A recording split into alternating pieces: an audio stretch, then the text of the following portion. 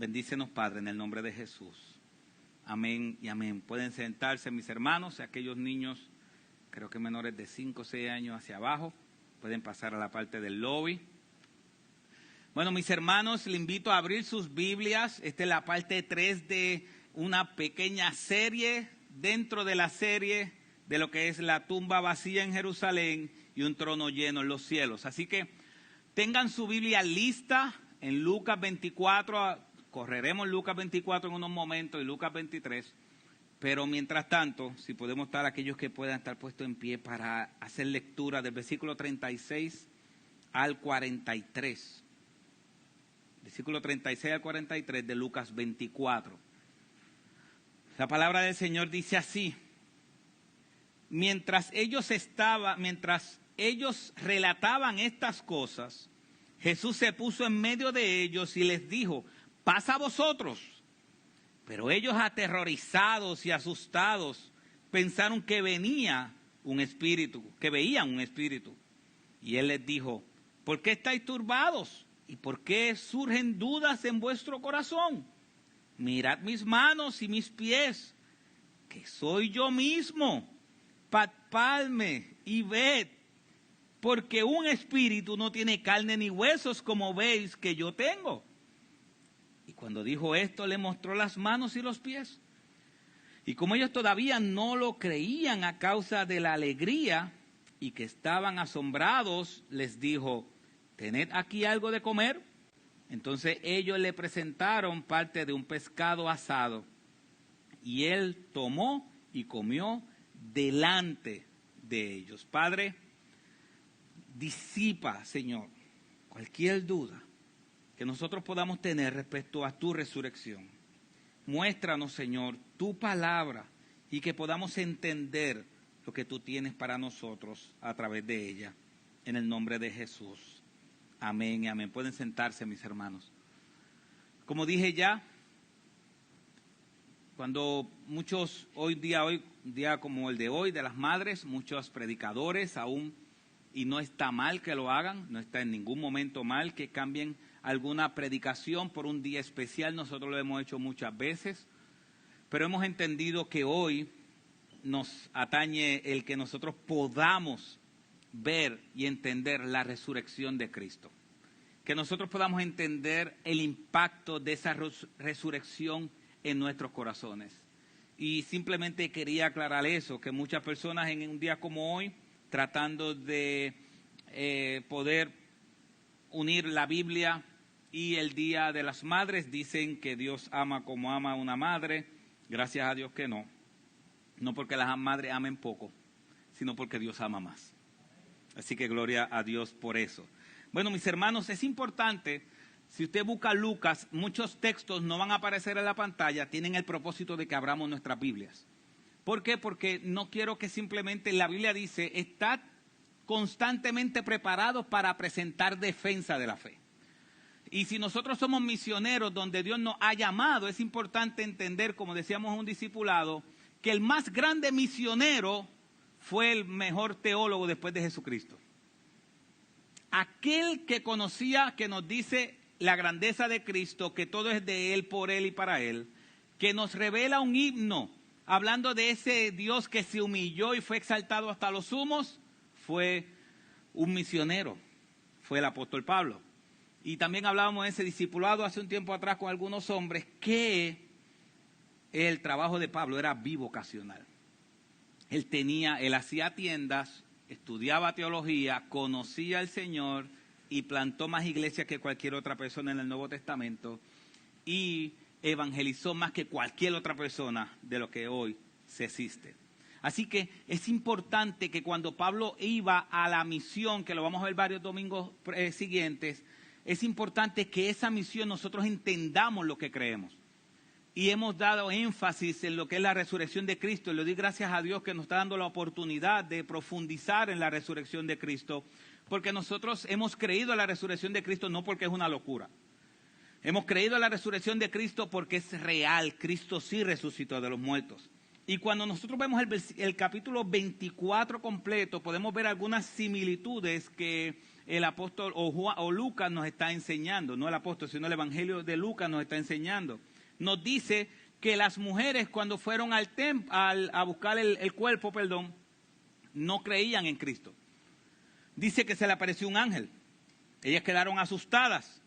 Y después dice que creyeron, pero al principio no creyeron. Después Cristo se encuentra con los 2 discípulos de camino a Emaús, va hablando con ellos. Al principio los discípulos están dudando, después Cristo les revela las Escrituras y después ellos creen. Así más o menos es lo que vamos a ver hoy.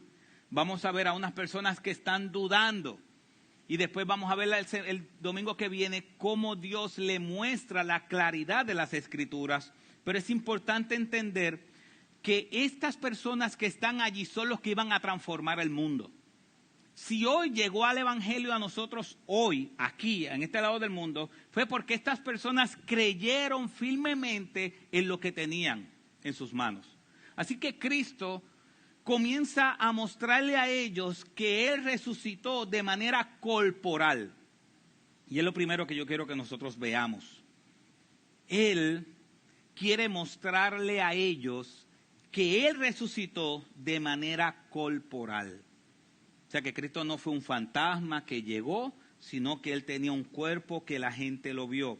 Dice, versículo 36, mientras ellos relataban estas cosas, Jesús se puso en medio de ellos y les dijo, paz a vosotros. Pero ellos, aterrorizados y asustados, pensaron que veían un espíritu. Mis hermanos, esto es impresionante. Y a veces nosotros, yo quiero enfocarme mucho en los apóstoles hoy, porque a veces nosotros podemos juzgar esto de manera simple y decir, bueno, Cristo de momento se aparece y todos ellos se asustan. Bueno, mis hermanos, se apareció un muerto, una persona que estaba muerta. ¿Qué dice el refrán puertorriqueño? Que si usted a veces ha preguntado por alguien que murió y alguien dice, si lo ves, ¿qué? Huye. No hay un refrán así, ¿verdad? Mire, y tal persona, si lo ve, huye. Así que ellos estaban viendo una persona que estaba muerta. Pero no tan solo ellos estaban viendo eso.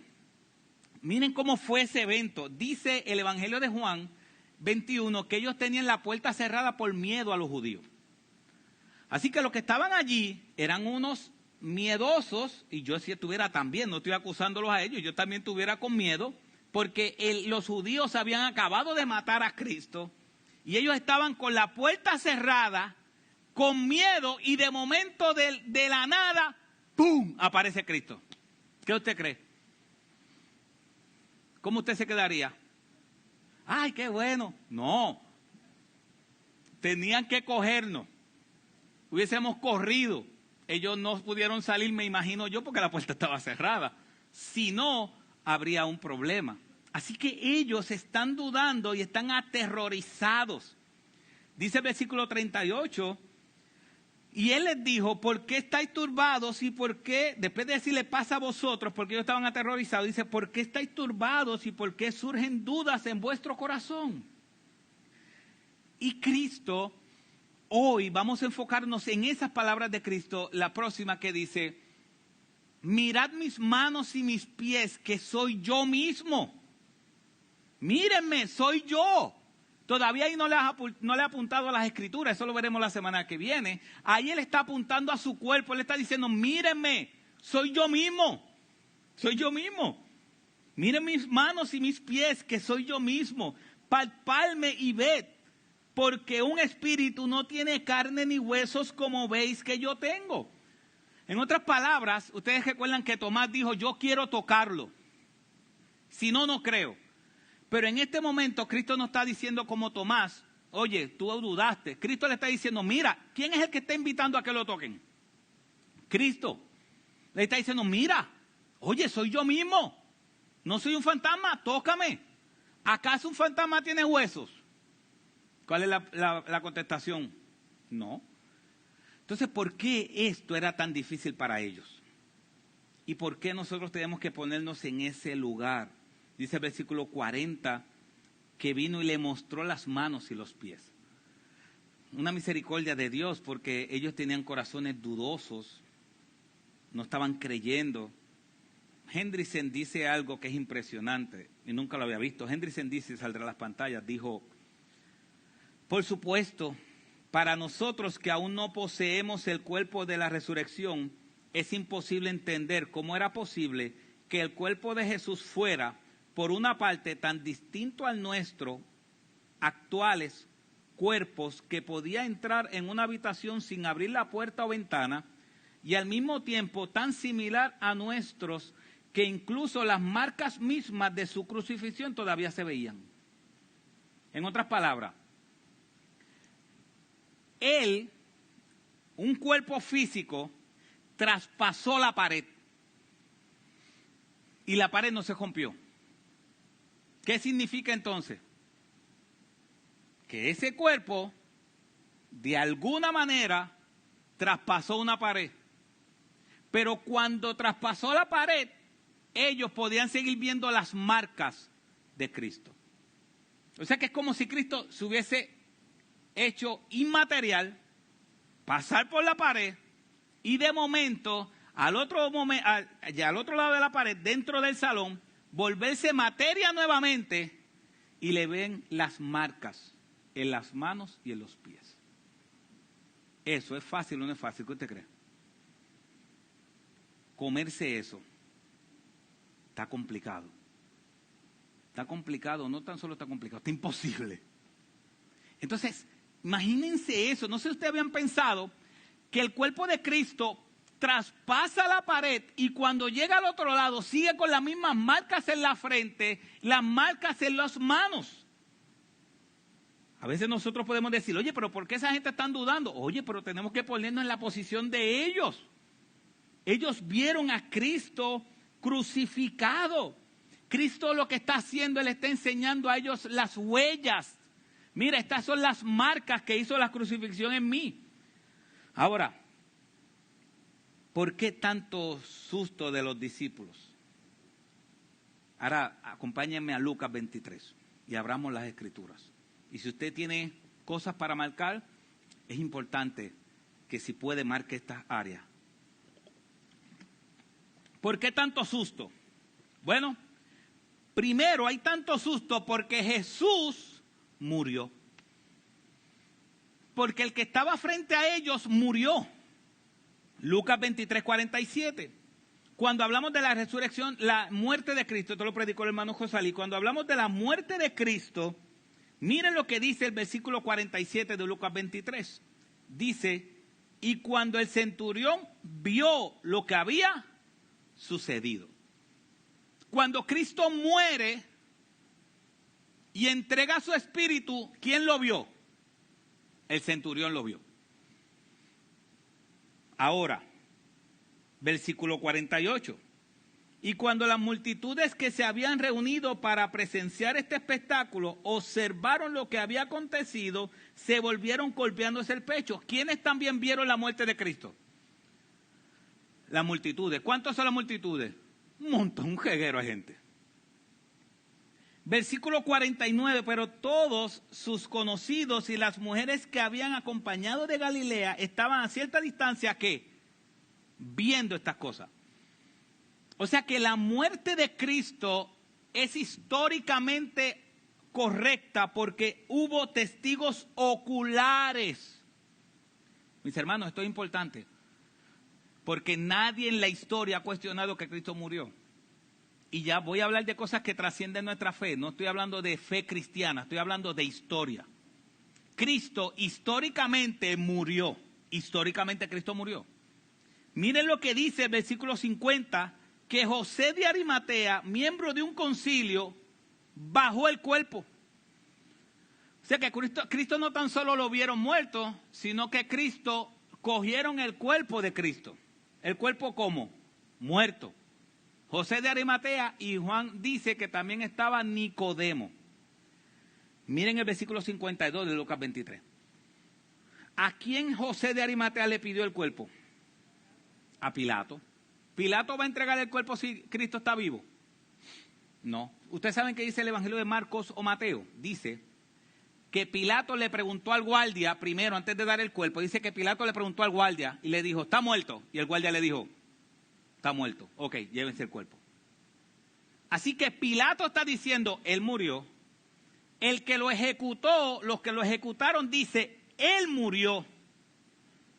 Y no tan solo eso, el versículo 55 dice que las mujeres vieron el sepulcro y cómo fue colocado el cuerpo. Me gusta como un médico científico, él dice cómo fue colocado el cuerpo. Esas personas para colocar el cuerpo tuvieron un amor. Dice cómo el cuerpo fue colocado, no fue una persona, no fue que lo tiraron allí, no fue que él fue colocado.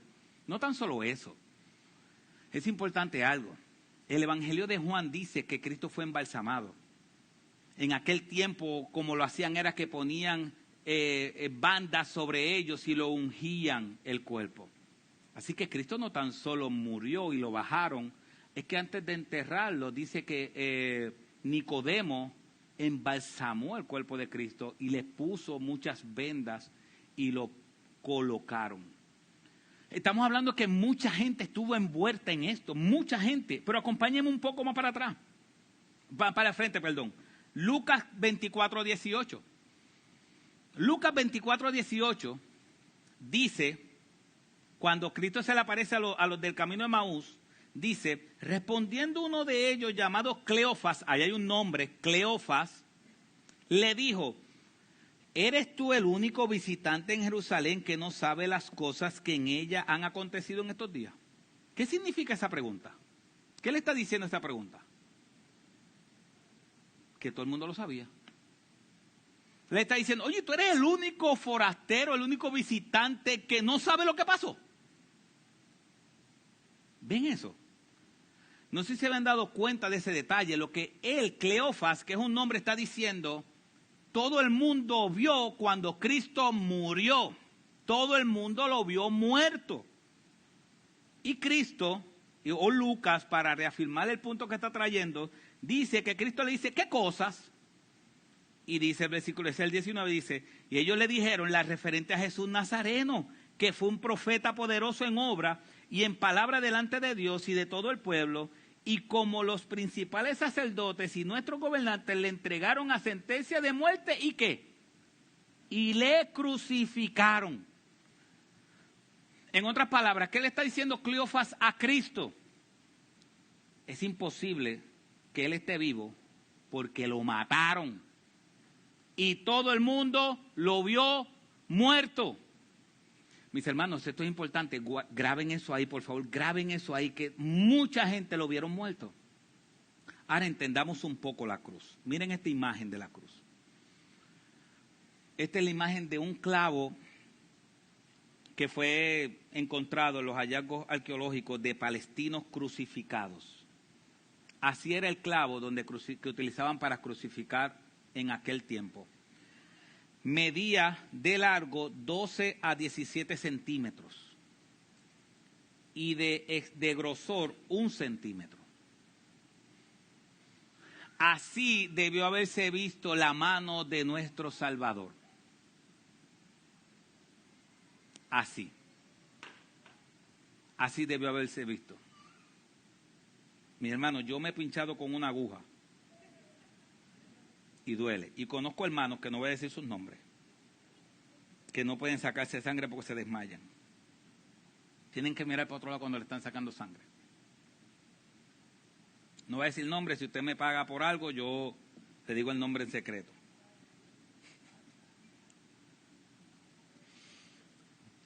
Ni voy a mirar por si acaso. Así lucía la mano de nuestro Salvador. Esos clavos nos tocaban a nosotros.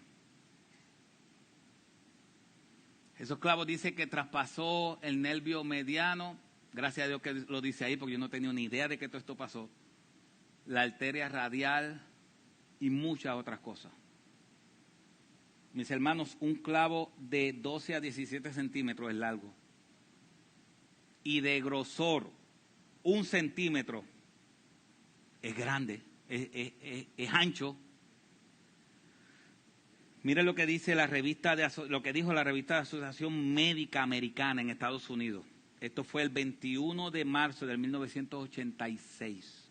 En la página 1463 dice: el peso de la evidencia médica e histórica indica claramente que Jesús estaba muerto antes de que le infligieran la herida en su costado. Esa misma evidencia respalda el enfoque tradicional de que la lanza metida entre sus costillas derechas le perforó probablemente no solo el pulmón derecho, sino también el pericardio y el corazón, asegurando así su muerte.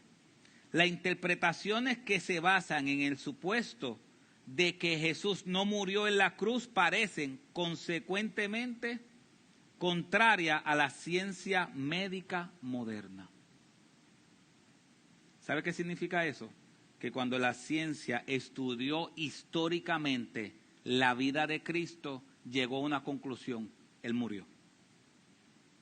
Otro médico en esa misma revista, pero en otro momento, llamado William Edwards, miren la imagen, si puedes poner la imagen de cómo él muestra la cuestión del pulmón derecho, el izquierdo, y cómo él tuvo que haber sentido ese dolor al respirar. Él dice eso. Estamos hablando de médicos, no estamos hablando de creyentes, estamos hablando de médicos que estudiaron el cuerpo de Cristo en la cruz de manera histórica y médica. Él dice esto, William Edwards, médico, dice: la exhalación adecuada exigía que se levantara el cuerpo empujándolo sobre los pies y doblando los codos. Sin embargo, esta maniobra ponía todo el peso del cuerpo en los huesos de los tobillos y producía un dolor agudo.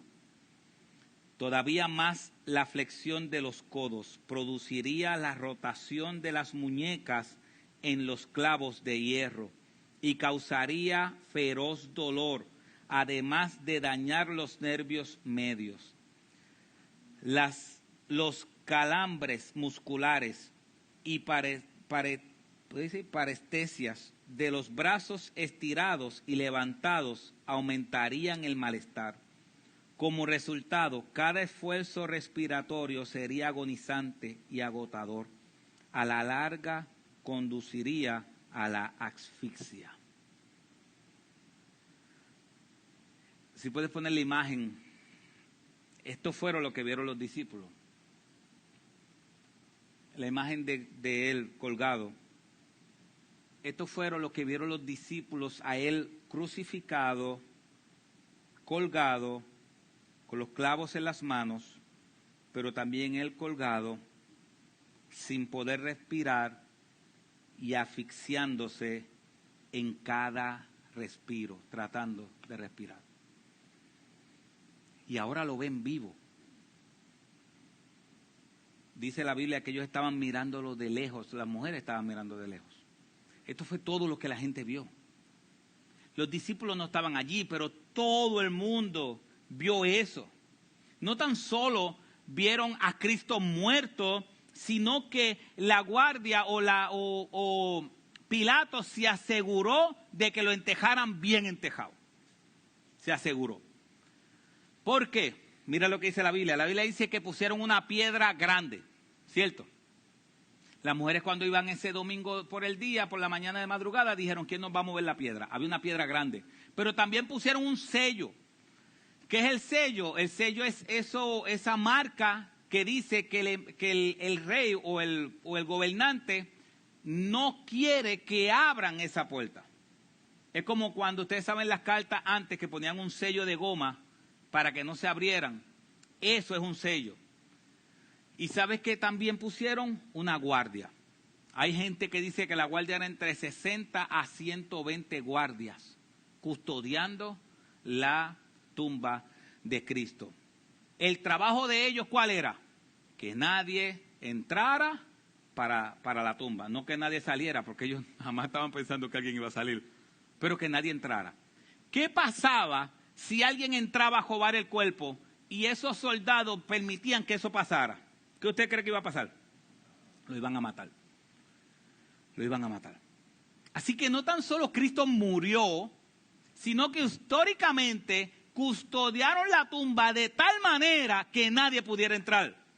Lo que pasa es que ellos no estaban en mente que nadie necesitaba entrar, que el que estaba dentro se iba a levantar e iba a salir. Eso era lo que ellos no tenían en mente. Ahora, mis hermanos, hay algo importante. Es que por sí sola, y eso lo dijo Lee Strobel en su libro El caso de Cristo, es que por sí solo una tumba vacía no implica una resurrección. Porque si alguien va a exhumar el cuerpo y no encuentra el cuerpo que quiere exhumar de la tumba, no va a pensar que él resucitó, va a pensar que alguien ¿qué? Lo robaron. Así que la tumba vacía en sí mismo no implica que haya una resurrección. ¿Sabes qué sí implica que haya una resurrección? Cuando la gente lo vio. Cuando la gente lo vio. Acompáñame a 1 Corintios 15. 1 Corintios 15, ya mismo esto le va a hacer mucho más sentido, pero 1 Corintios 15, es importante que usted apunte algo, o en su mente, o si tiene para anotar, lo pueda anotar. 1 Corintios 15 es un credo de fe. Nosotros tenemos unos bailos como iglesia, y los bailos dicen lo que creemos. Nosotros creemos en esto, esto y esto. Esto es lo que creemos. Esto es lo que nosotros estamos dispuestos a morir por eso. Esto es lo que yo creo. Eso es una confesión de fe. Eso es un credo. 1 Corintios 15 es un credo. Es un credo y se le conoce como credo de los apóstoles. Y es que los apóstoles estaban 100% confiados en eso y lo enseñaban como parte de su fundamento de fe. Y él dice, versículo 3 de 1 Corintios 15, porque yo os entregué en primer lugar lo mismo que recibí, que Cristo murió por nuestros pecados conforme a las Escrituras, que fue sepultado y que resucitó al tercer día conforme a las Escrituras, que se apareció, ahí bésame acá si puede, por favor. ¿A quién se le apareció? A Cefas. Y después a los 12, los 12 tienen nombre, no están ahí, pero los 12 tienen nombre. Luego se le apareció a 500 hermanos a la vez, ¿y qué dice? La mayoría de los cuales viven aún. Así que, ¿qué significa eso? Si no me crees, vete a preguntarle. Pero algunos ya duermen. Después se apareció a Jacobo y luego a todos los apóstoles. Y al último de todos, como un nacido fuera de tiempo, se le apareció ¿a quién? A mí. Mis hermanos, esto es importante. Lucas viene dándonos detalles. ¿Quién cargó la cruz de Cristo cuando salió de ser enjuiciado? ¿Cómo que se llama? Se me olvidó. Simón de Cirene. Pero Marcos dice, ¿quién es Simón de Cirene? El papá de Rufo y Alejandro. Significa que la iglesia sabía quién era Simón de Cirene, porque le dice, es Simón de Cirene, imagínense eso, una carta, mire, es tal, ese es el papá de tal y tal. Ah, ok, ese es el papá de Rufo y de Alejandro. Pero recuerdan en Romanos 16 que Pablo dice, salúdenme a la mamá de Alejandro, que es también como si fuera mi madre. ¿Qué Alejandro es ese? El hijo de José de Arimatea, de Simón de Cirene, que cargó la cruz de Cristo. Así que cuando vemos los evangelios, es importante entender que estamos leyendo una historia. Una historia. Así que si alguien le dice, es que Cristo no resucitó, usted puede decirle, históricamente Cristo sí resucitó. Y hay evidencias históricas de esa resurrección. Ahora, miren algo interesante. ¿Usted conoce algo de Alejandro el Grande? ¿Conoce algo de historia de Alejandro el Grande? Alejandro Magno. ¿Qué hizo Alejandro Grande? Conquistó todo el mundo conocido para aquel tiempo. Mandó a hacer las carreteras, ¿cierto? Es uno de los grandes emperadores o reyes que tuvo la tierra en cuanto secularmente. Fue la persona más conocida, murió joven. ¿Lo enseñan en la escuela? Yo creo que sí. Ahora, ¿usted sabe cuándo fue la primera vez que se escribió de Alejandro el Grande? La primera biografía de Alejandro el Grande, ¿cuándo salió? 400 años después del morir. Y quienes lo escribieron fue Ario y Plutarco. Él murió en el año 323 antes de Cristo. Y los primeros que escribieron de su vida, escuche bien, los primeros que escribieron de su vida, escribieron 400 años después. ¿Y por qué creemos eso? Si fueron 400 años después que escribieron. Pablo está escribiendo de la vida de Cristo y está diciendo, lo vieron resucitado 500 personas, algunos duermen, pero otros ¿qué? Están vivos. Vayan, pregúntenle. Nosotros como clase de historia se enseña de Alejandro el Grande, que fue el primero que escribió de él una biografía de cuándo nació y todo de su vida. Fue 400 años después de él morir. Y las biografías de Cristo se tuvieron que haber escrito entre el año 15 después de él resucitar al año 20 después de él resucitar. ¿Por qué dudar? Cuando se escribió de la vida de Cristo, habían testigos oculares de toda la historia. ¿Cuál es más fácil mentir? ¿La que se escribió 400 años después o la que se escribió cuando todavía había un montón de testigos alrededor para confirmarlo? ¿Cuál es más fácil mentir? La de 400 años.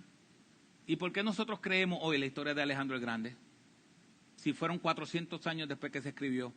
Y la historia de Cristo no se cree cuando fue 15 años después o 20 años después y había testigos oculares que confirmaron que lo que se escribió es verdad. Mis hermanos, esos detalles son importantes. Y usted dice, bueno, yo no vine aquí a coger una clase de historia. Bueno, nuestra fe es razonada. Nuestra fe es analizada. Y mucha gente dice, no, es que yo no creo en la resurrección de Cristo. Tiene un problema porque la resurrección de Cristo es historia. Cristo sí resucitó. Y si crees en la historia y crees en la historia de Alejandro el Grande, pues entonces ¿por qué no creer en la historia que cuando se escribió habían testigos oculares de dicha historia? Testigos oculares de dicha historia. Eso es impresionante, eso no es impresionante. Mis hermanos, qué bueno es estudiar, porque la mayoría de la gente no puede defender lo que cree. Y gloria a Dios que nosotros tenemos estos datos, porque sí nosotros podemos defender lo que creemos. ¿Por qué creen lo que creen? Porque es lógico creer lo que creemos. No es ilógico. Nuestra fe no es ilógica, nuestra fe no es algo que dice, espérate, es que yo tengo que amajar de aquí y amajar de allá. No, no, no. Como dije hace unos domingos atrás, el Corán, que es la fe o la religión que más está creciendo. ¿Quién escribió todos los libros del Corán? Mahoma. Mahoma. Una sola persona. Alá le dijo a Mahoma todo lo que él tenía que escribir. Y millones y millones y millones y millones y millones de personas creen en lo que escribió una sola persona, que al final él mismo violaba sus leyes. Porque Mahoma prohibió que cuando alguien fuera en caravana se le asaltara y dice la historia que él mismo comenzó a asaltar a la gente. La Biblia fue escrita por más de 35 autores. Miles de años de diferencia entre algunos de ellos. Nunca se conocieron. Cuentan una sola historia y no se contradicen. ¿Cuál es más lógica creer? ¿La que una sola persona escribió o la que más de 35 autores y cuentan una sola historia y no se contradicen? Esta es más creíble. Históricamente hablando, esta es más creíble. Esta es más creíble. Históricamente hablando, entender que Cristo resucitó de los muertos y que en Jerusalén hay una tumba vacía es históricamente comprobable. Y es más fidedigno creer en eso, históricamente hablando, no estoy hablando de la fe. Yo solamente razonando, es mejor y más seguro creer en la resurrección de Cristo que Alejandro el Grande existió. Y se dice que Alejandro el Grande hizo todas las cajeteras porque quería que todo conectara. ¿Y por qué yo creo en que Alejandro el Grande sí existió y que vivió todo eso, pero no creo que Cristo resucitó de los muertos y la vida de Cristo? ¿Por qué? Porque hace falta fe. Porque sin fe es imposible agradar a Dios. No tiene que ver con conocer toda la historia, tiene que ver con que esa historia se vuelva vida en nuestros corazones. Y lo segundo que este texto nos enseña es que Cristo no tan solo le está diciendo a ellos, yo resucité, sino que Cristo le está haciendo algo impresionante a ellos. Y es que la resurrección de Jesucristo trae paz a sus discípulos. Mis hermanos, analice algo. Simplemente analice, piense. ¿Quiénes estaban en ese lugar? Analice quiénes estaban en ese lugar. Estaban los discípulos. Estaban los de camino a Emaús. Sí, eso es, a simple vista, eso era lo que estaban. No, pero analice quiénes estaban allí. ¿Qué hicieron esos discípulos que estaban allí con miedo cuando fueron a gestar a Cristo? ¿Qué hicieron? Arrancaron. ¿Qué hicieron esos discípulos cuando estaban crucificando a Cristo? Arrancaron. Pedro que estaba allí, ¿qué hizo Pedro cuando le dijeron, tú te pareces a Cristo? ¿Qué hizo? Lo negó con maldiciones. Esa casa estaba llena de traidores. Esa casa estaba, ese lugar, digo casa, no sé si era la casa, pero es un lugar cerrado, estaba lleno de traidores. Todos eran traidores. Porque aún los de camino de Emaús también, porque viraban caminando tristes, porque Dios les había fallado. Entonces, esa casa estaba llena de traidores, y gracias a Dios que Jesucristo no es como yo, no le voy a decir que es como usted, pero gracias a Dios que Jesucristo no es como yo, porque una de las palabras más dulces que uno a veces tiene que morderse la lengua para no decir es ¿cuál? Te lo dije.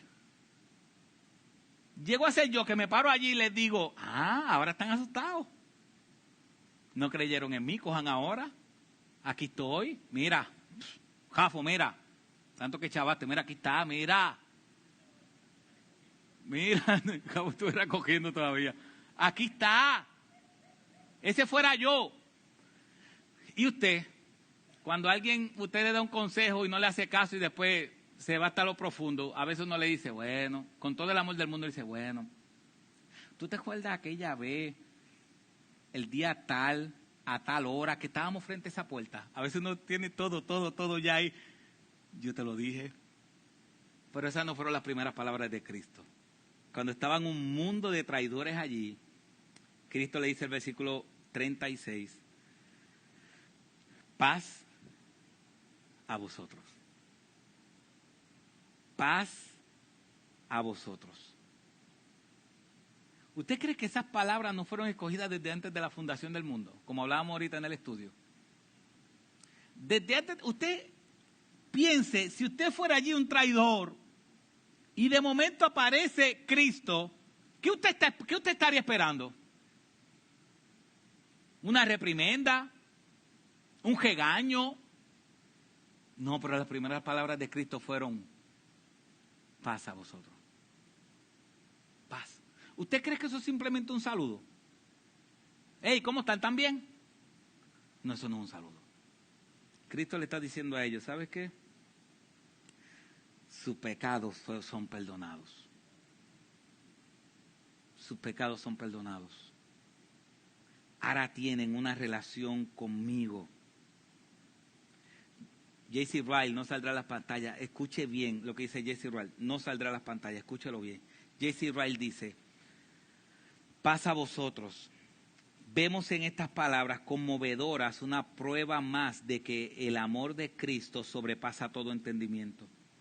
Se gloría en pasar por alto la transgresión. Se deleita en la misericordia.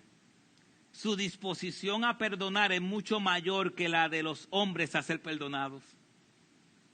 Escuche bien, la disposición de Cristo a perdonar es mucho más grande que la disposición de nosotros ser perdonados. Su disposición a absorber, a libertar, es mucho mayor que la de los hombres a ser absueltos. hay en su todopoderoso corazón una infinita voluntad de quitar las transgresiones de los hombres. Aunque nuestros pecados sean como la grana, siempre está dispuesto a volverlos como blanca nieve, a borrarlos, a arrojarlos en sus espaldas y a enterrarlos en las profundidades del mar, a no recordarlos nunca más. Ellos estaban nerviosos y Cristo dice, paz a vosotros. Eso es impresionante, porque no hay pecado que Cristo no pueda perdonar. Cada vez que nosotros vivimos a espaldas de Él, vivimos como personas que lo traicionan. Y Él, las primeras palabras que le dice a ellos es paz. ¿Por qué puede haber paz? Porque Él es nuestra paz. ¿Por qué puede haber paz? Eso es más que un saludo, paz, simplemente ¿cómo están? No, hay paz, es que ahora tú eres reconciliado con Dios porque yo quité el pecado que se interponía. Ese pecado que se interponía, que no me dejaba relacionarse con Dios, que no los dejaba, ahora tienen paz. Ese pecado fue crucificado en mis espaldas. Y cuando Él le dice a ellos, mira aquí los huecos, no simplemente le está diciendo, mira, le está diciendo, por este hueco hoy tú tienes paz con Dios. Por esta marca que yo tengo en el costado, hoy tú tienes paz con Dios. Hoy tú puedes relacionarte con Dios porque yo hice el sacrificio para que tú puedas relacionarte con Él. Mis hermanos, no hay nadie, volvemos a lo mismo, yo sé que lo hemos repetido 1000 veces y lo repetiremos por toda la eternidad futura. Solamente el Cordero de Dios quita el pecado del mundo. No podemos por nuestra propia fuerza tratar de ganarnos la salvación, no podemos. Se necesita un sacrificio perfecto. Mis hermanos, ¿no dice la Biblia que cuando nosotros estemos en los cielos o en el cielo nuevo, la tierra nueva, va a haber un solo trono y en el trono va a estar el Cordero que fue inmolado por nuestros pecados? El Cordero sacrificado por nuestros pecados. Gloria a Dios, que Él no nos paga conforme a nuestras obras, sino que la resurrección de Cristo trae paz. Y por último, la resurrección de Cristo trae gozo en el corazón. Acompáñame a Primera de Juan capítulo 1. Tampoco saldrá a las pantallas. Primera de Juan capítulo 1. Yo sé que algunos hermanos y hermanas lo han leído mucho, ese capítulo 1 de Primera de Juan. No saquen de Lucas, volvemos a Lucas, pero Primera de Juan capítulo 1. Dice, lo que existía desde el principio, lo que hemos oído, Primera de Juan 1:1, lo que existía desde el principio, lo que hemos oído y lo que hemos visto con nuestros ojos y lo que hemos contemplado y lo que han palpado nuestras manos acerca del verbo de vida, pues la vida fue manifestada y todos y nosotros le hemos visto y damos testimonio y os anunciamos la vida eterna, la cual estaba con el Padre y se nos manifestó. Lo que hemos visto y oído y os proclamamos también a vosotros para que también vosotros tengáis comunión con nosotros. Y en verdad nuestra comunión es con el Padre y con su Hijo Jesucristo. Y ahí va para que pueda marcar. Os escribimos estas cosas ¿para qué? Para que nuestro gozo sea completo. ¿Sabes por qué? Porque este texto de Lucas 24 nos enseña que la resurrección de Cristo trae gozo en el corazón. Y lo que está diciendo Juan es, yo lo he visto, yo lo he tocado, yo lo he contemplado y yo le estoy explicando todo lo que Dios es e hizo para que nosotros tengamos gozo en nuestros corazones. Volvamos a Lucas un momento. Lucas 24, versículo 12. Lucas 24, versículo 12.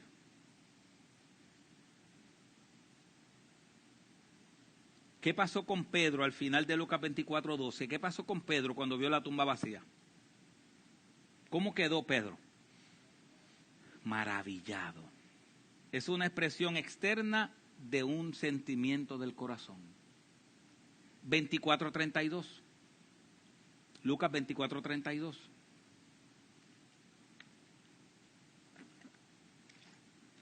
¿Cómo quedó el corazón de los que iban de camino a Emaús? No ardía nuestro corazón. Versículo 41 del Lucas 24.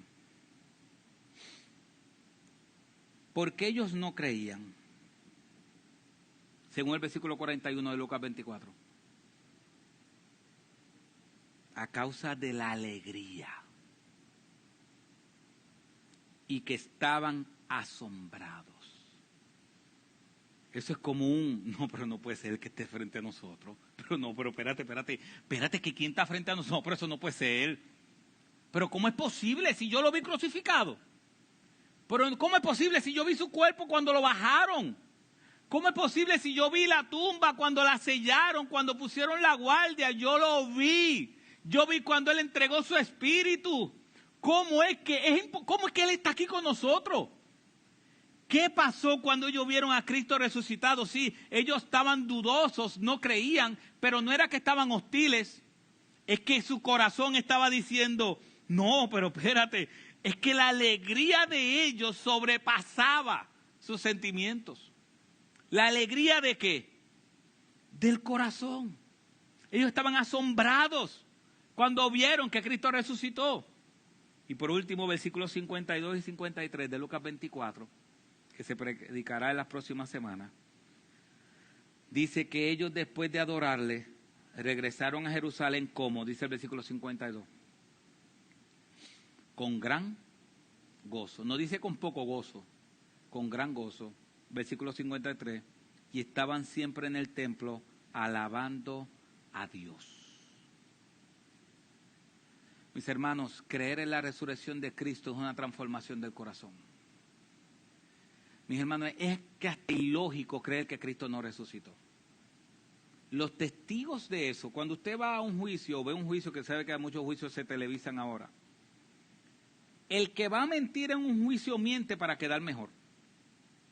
Por ejemplo, si yo soy testigo o alguien es testigo y va a acusar al otro, muchas veces ya esta persona está presa y dice, no, pero es que este está tratando de culpar al otro para que él se le baje la condena. Y siempre el que es testigo, cuando es uno de esos casos, siempre el testigo está buscando decir algo del otro para él quedar mejor. Pero miren esto. ¿Cómo quedaron los testigos que estaban diciendo que Cristo sí resucitó? ¿Quedaron mejor o quedaron peor? Los mataban quemados. Los mataban quemados. Entonces, ¿estarán locos? Bueno, es que miles y millones de personas han creído por todo, desde hace 2000 años para acá, que Cristo resucitó de los muertos. Mis hermanos, aún de manera lógica, un testigo que está mintiendo, cuando le van a pegar fuego, ¿qué va a decir? La verdad, porque le están pegando fuego. No tan solo murieron ellos, murieron sus hijos. Les llamaban las antorchas cantantes. Ponían a toda la familia, hijos pequeños, más adultos, esposa y esposo, y los quemaban, los prendían en fuego. ¿Usted cree que ese papá o esa madre, si era mentira, no van a decir, hey, yo estoy mintiendo, Cristo no resucitó? Pero ellos no lo hacían. ¿Por qué? Porque Cristo sí resucitó. Y eso es importante para nosotros, porque nos garantiza que también nosotros resucitaremos. Ahora la pregunta es, ustedes vieron cómo desde al principio del capítulo 24 hasta el final habla de un cambio del corazón, habla de un gozo, habla que Pedro quedó maravillado, habla que los de camino de Emaús le ardía el corazón, habla que los discípulos estaban con una alegría sobrenatural cuando lo vieron resucitado. Cuando vieron que Cristo ascendió a los cielos, bajaron con gran gozo y alabando a Dios. La pregunta es, ¿qué provoca en tu corazón saber que Cristo resucitó de los muertos? ¿Qué provoca en tu corazón saber que nuestro Salvador dejó la tumba vacía y que en los cielos hay un trono lleno? Eso tiene que provocar algo en nuestros corazones. ¿Qué va a provocar en nuestros corazones? Eso depende de lo que el Espíritu Santo quiera hacer con tu vida. Pero si tú sales por esas puertas, después de entender que Cristo sí resucitó y dejó la tumba vacía, y tu corazón sigue como si nada, es porque tu corazón está de piedra. Tiene que haber algo en el corazón. Dios no está buscando cambios de actitudes o cambios de conducta. Está buscando un cambio de corazón. ¿Cómo llegaron las mujeres a ver el cuerpo? Tristes. ¿Cómo salieron? Gozosas. ¿Cómo llegó Pedro a ver la tumba vacía? Triste. ¿Cómo salió? Gozoso. Los de camino a Emaús, ¿cómo estaban? Tristes. ¿Cómo salieron? Gozosos. Los discípulos de Cristo, ¿cómo estaban? Tristes. ¿Cómo salieron después de la resurrección de Cristo? Gozosos. Entonces, ¿cómo vas a salir hoy? ¿Vas a salir con un corazón gozoso, alegre, porque nuestro Dios es un Dios victorioso? ¿O vas a salir como si nada pasara? Yo espero en el Señor que todos los creyentes que estamos aquí salgamos gozosos, sabiendo que en Jerusalén históricamente hay una tumba vacía, pero no tan solo porque lo dice la historia, sino porque nuestro corazón nos da testimonio, porque nuestro espíritu le dice a nuestro espíritu que nosotros somos hijos de Dios. No tan solo por lo que lo dice la historia, sino porque nuestros corazones adoran a aquel que resucitó, porque nuestros corazones han sido transformados. Yo venía de camino con Maylí, que tuvimos unos días de vacaciones, solo, no sé si fue vacaciones porque caminamos más que lo que supone que fuera. Y yo le decía de camino a Maylí, gente, lo que Dios ha hecho en nuestra vida. Nosotros estábamos divorciándonos y Dios transformó mi vida y tu vida. Y después estuvimos dispuestos a dejarlo todo por Él, porque Él lo puso en el corazón. Estuvimos dispuestos a dejar trabajo por Él con buena remuneración y seguir por nada. Y Dios salvó a nuestra familia, salvó a nuestros hijos y me puso a pastorear una iglesia y después más pastores y plantar más iglesias por su gracia. Pero hace 20 años atrás, una familia que estaba rota y pagando pensión, todo lo que Dios ha hecho. Yo le decía a Maylin, nosotros no merecemos esto. Es por la gracia de Dios. Nosotros no hicimos nada. Uno de los hermanos que fue con nosotros a Europa me decía esta semana, oye, pero ¿qué pasa que Dios no pone la pasión a otras personas para ir? Y yo le dije, lo que pasa es que la pasión no es producida por nosotros. Dios produjo la pasión en nosotros para nosotros ir. Los que no van, hablando de un grupo específico que estábamos hablando, que él me estaba hablando, nosotros no somos mejores que ellos. Nosotros vamos porque la gracia de Dios lo puso en nuestro corazón, vamos, y nosotros obedecemos. Es la gracia de Dios. Oremos para que Dios mueva el corazón de ellos también para que vayan. Porque Dios fue el que movió el corazón nuestro, no nosotros. Y él me dijo, gracias por recordarme eso. Gracias por recordarme, porque yo estaba adjudicándome que fui yo el que estoy haciendo la misión. Y fue Dios el que lo hizo por mí. Mis hermanos, analice su vida. Analice el cambio profundo que Dios ha hecho en su corazón. Analice cómo su corazón antes adoraba al mundo y disfrutaba las cosas del mundo. Pero analice su corazón ahora, cómo su corazón, aún como decía el devocional de Tranchini, aún el pecado ya no es como antes. Ya uno no disfruta el pecado, ya uno peca con dolor. Antes uno disfrutaba en el pecado. Eso es porque Cristo nos cambió. Si tu corazón no hay cambio, escucha bien, si tu corazón no hay anhelos distintos. No estoy hablando de venir a la iglesia, no estoy hablando de simplemente venir los domingos. No, si tu corazón no anhela a Dios, no anhela su presencia, o no lucha tu Espíritu Santo con tener más tiempo. Si simplemente tú te estás dejando llevar y entiendes que por venir un domingo o miércoles o el día que sea a la iglesia, con eso es suficiente, no. Dios no ha cambiado nada en ti. Lo primero que Dios cambia y lo más importante es un cambio del corazón, un cambio de anhelos. Pedro quedó maravillado por él. Los de camino de Emaús le ardía el corazón cuando vieron que Cristo le abrió las Escrituras. Los discípulos quedaron gozosos al ver que su Señor resucitó de los muertos. Sus discípulos bajaron llenos de gozo. La pregunta es, ¿qué provoca saber que tu Señor resucitó en tu corazón? ¿Qué provoca? ¿Provoca gozo? ¿Provoca alegría? ¿Provoca esperanza? ¿O no provoca nada? Si no provoca nada, entonces hay que evaluar si un corazón restaurado.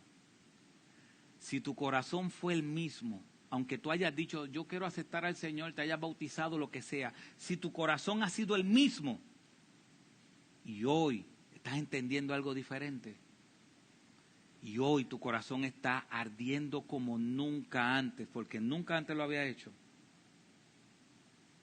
entonces entrégate a Cristo. Hoy es el día del resto de tu vida, sirviéndole y adorándole con gran gozo y alegría. El gozo no viene de las cosas que tenemos exteriores. Nuestro gozo y nuestra fortaleza viene de Dios. Oramos. Padre, gracias. Gracias, Señor, porque nos has mostrado que tú eres un Dios de paz. Padre, no tan solo en aquel cuarto o aquel salón o aquel lugar habían traidores. Aquí también, Señor. Por esa misma paz que sobrepasa todo entendimiento es la paz que tú nos has dado. Padre, tu semilla ha sido esparcida. Tu palabra ha sido predicada. Nuestros corazones necesitan que el Espíritu Santo produzca frutos de esa semilla en nuestros corazones. Padre, no hay que hablar nada más. Que tu Espíritu Santo sea el que convenza a cada uno de nosotros a exaltar y glorificar tu nombre. Te lo suplicamos en el nombre de Jesús. Amén. Damos gracias al Señor por su palabra y la realidad es que necesitamos conocer más a Dios. Conocerle más. El conocerle más va a llevarnos a agradarle a Él. Y precisamente vamos a entonar un cántico que para nosotros es nuevo. Y la letra del cántico lee como sigue. Necesitamos conocerte más. Buscamos agradarte. Santifícanos en tu verdad. Tu palabra es la verdad. Esa palabra es perfecta y eterna y toda suficiente. Alumbra nuestro caminar. Tu palabra es la verdad. Enséñanos a obedecer tu voz. Renueva nuestra mente y nuestro corazón para vivir en tus propósitos por tu palabra. Tu palabra es infalible y poderosa. Penetra el duro corazón. Sobre todo prevalecerá. Tu palabra es la verdad.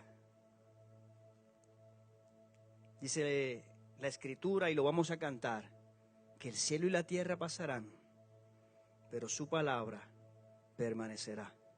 Amén. Así que vamos a cantar esta canción, valga la redundancia. Si usted quiere estar en pie, lo puede hacer. Si ya la ha escuchado anteriormente, la canta con nosotros. Si no, se la aprende para que próximamente igual la cante. Amén.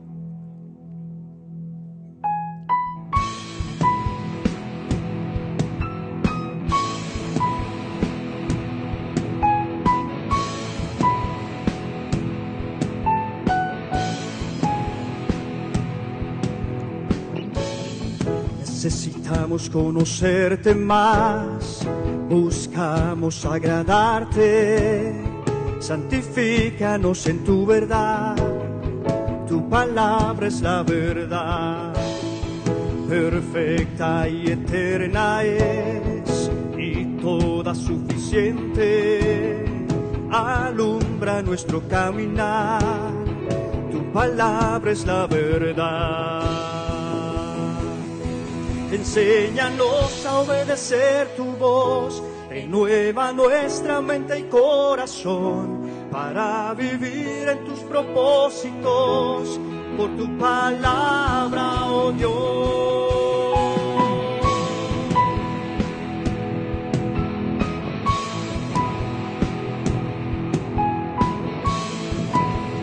Es infalible y poderosa.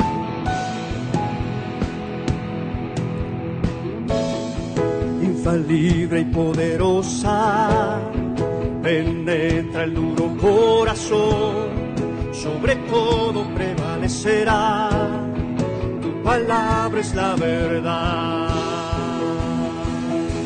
Enséñanos a obedecer tu voz, renueva nuestra mente y corazón, para vivir en tus propósitos, por tu palabra, oh Dios, y caminar en integridad, en todo tiempo hacer tu voluntad, conocerte cada día más, por tu palabra, oh Dios.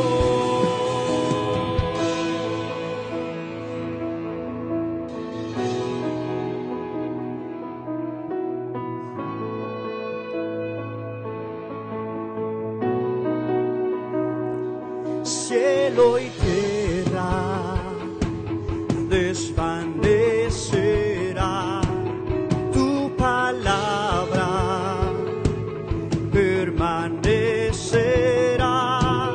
Cielo y tierra desvanecerá, tu palabra permanecerá. Enséñanos a obedecer tu voz, renueva nuestra mente y corazón, para vivir en tus propósitos, por tu palabra, oh Dios, y caminar en integridad, en todo tiempo hacer tu voluntad, o conocerte cada día más, por tu palabra, oh Dios.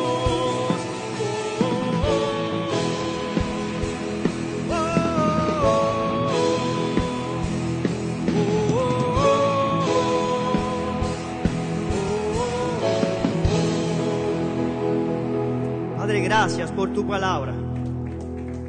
Gracias, Señor, ayúdanos. Necesitamos conocerte más para poder agradarte. Santifícanos en tu verdad, pues tu palabra es la verdad. Padre, ayúdanos. Ayúdanos a anhelarte más. Danos más pasión por ti, mi Dios. Te lo suplicamos. Ayúdanos, Señor. Imploramos estas cosas y te damos gracias por tu palabra. Gracias porque resucitaste. Gracias porque te revelaste a nuestras vidas. Y gracias porque, como dice tu palabra y cantábamos hace un rato atrás, tú volverás por nosotros. Esa es nuestra esperanza, mi Dios. Gracias, Padre, por la vida eterna, por el perdón de pecados. En Cristo Jesús oramos y te damos gracias y toda la gloria, porque a ti te pertenece. Amén y amén. Mis hermanos, hemos concluido el culto de esta mañana, estamos despedidos. Recuerde que este miércoles recesamos de estudio bíblico. Nos vemos el próximo domingo a las 9 en el estudio bíblico de las 9. Las damas el sábado a las 7 de la noche. Amén. Dios los bendiga. Madres, por favor, no se me vayan. Les vamos a pedir que por favor